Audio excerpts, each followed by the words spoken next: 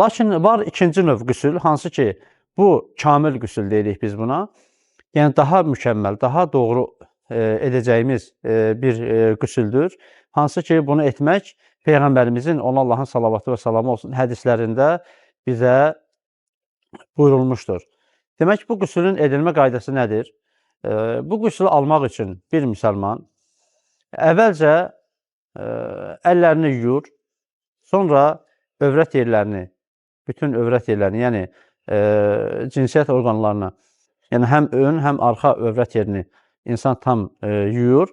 Ondan sonra dəstəmaz alır. Adi namaz üçün aldığı dəstəmazı alır.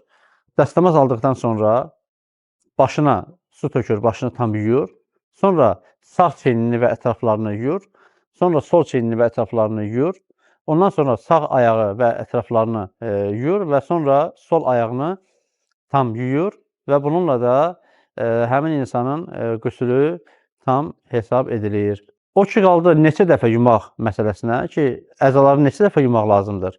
Bunun ən az həddi 1 dəfədir, ən çox həddi isə 3 dəfədir. Yəni, ən az 1 dəfə başımızı məsələn yuya bilərik və ya 3 dəfə yuya bilərik. Amma 3-dən çox etmək düzgün deyil. Çünki bu artıq başqa bir problemə yol açır. Yəni, insan vəsvəsəyə qapana bilər, şeytan ona vəsvəsə verə bilər.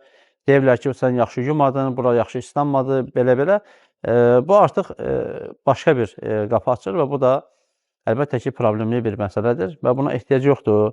Kifayət edər ki, ən çox 3 dəfə yusaz, bu yetərlidir.